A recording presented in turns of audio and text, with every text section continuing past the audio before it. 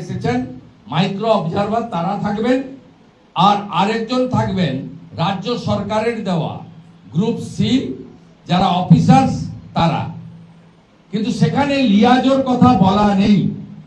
এই লিয়াজো আমরা দেখেছি পুলিশ অবজারভার, জেনারেল অবজারভারদের সঙ্গে বিশেষ রাজনৈতিক দলের লোকেদেরকে লিয়াজো করা হয় এবং তারা লিয়াজো অফিসার হিসেবে প্রথমে ম্যানেজ করার চেষ্টা করেন, পরে যদি কথা না শোনেন, ম্যানেজ না হন, বাধা দেওয়ার চেষ্টা করেন।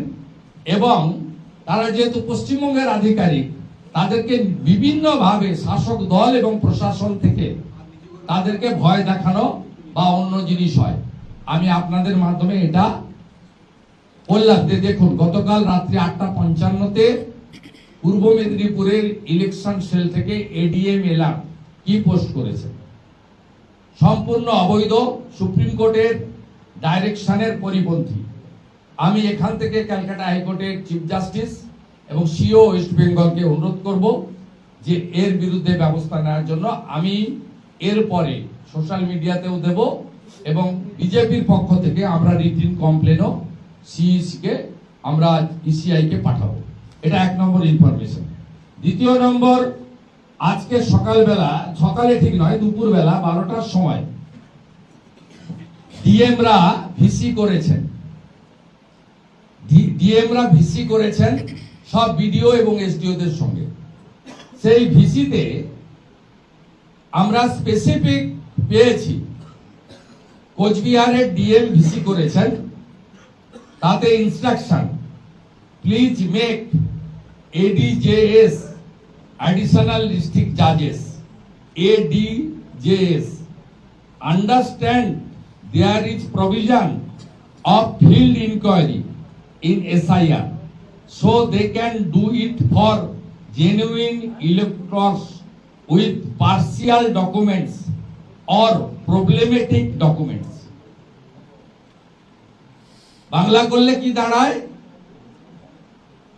অতিরিক্ত জেলা জাজেদের, বিচারপতিদেরকে আপনাদেরকে বলতে হবে, বিডিওদেরকে বলা হচ্ছে, এটা পশ্চিমবঙ্গের সব ডিএম করেছেন 12টার সময়, সমস্ত তথ্য ডকুমেন্ট আমাদের হাতে।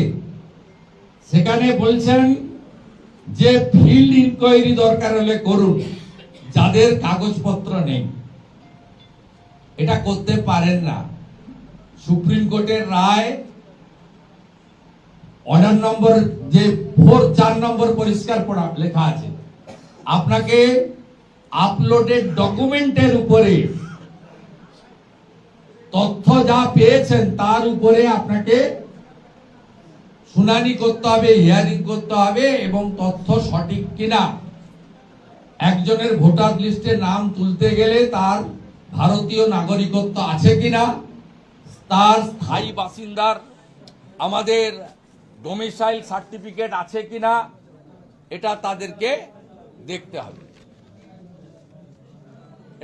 হবে। এটা আমার স্বাভাবিক, এদের জেনারেটরও রাখা উচিত, এটা স্বাভাবিক, কারণ লাইভ হচ্ছে তো। আমি যখনই এইগুলো বের করে দিচ্ছি, এদের খুব অসুবিধা হয়। এটা আমার এই বিজেপিতে 6 বছরে, আমার বিশেষ করে 5 বছরে অপোজিশন লিডারে আমার অভিজ্ঞতা হয়ে গেছে। আপনাদের প্রশ্ন থাকলে দেন। ঠিক আছে, দেবে চলুন। আমি আমার আর একটা ইস্যু আছে, এসআইআর সংক্রান্ত প্রশ্ন আছে কি?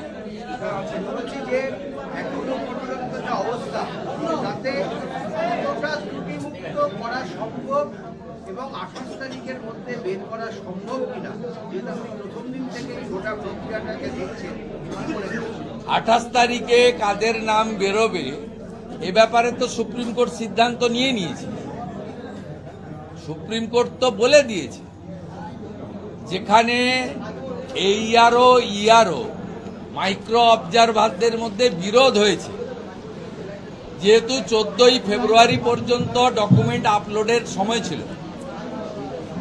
তাতে আপনাদের যেখানে বিরোধ হয়েছে ওই কেসগুলো সাপ্লিমেন্টারি ভোটার লিস্টে বেরোবে এবং সেটা জুডিশিয়াল অফিসাররা সিদ্ধান্ত নেবে।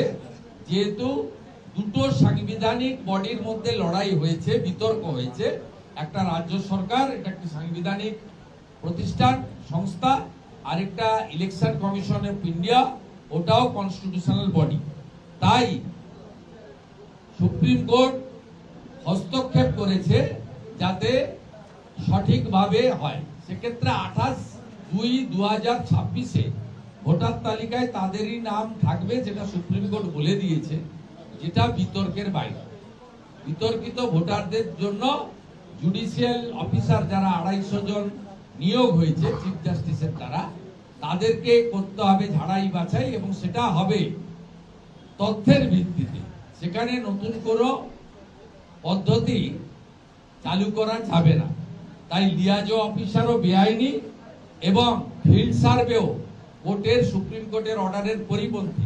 এই জন্যই দুটো তথ্য ডকুমেন্ট প্রমাণপত্র দিয়ে আমি তৃণমূল কংগ্রেসের শেষ খেলাটা আপনাদের সামনে উন্মোচিত করলাম।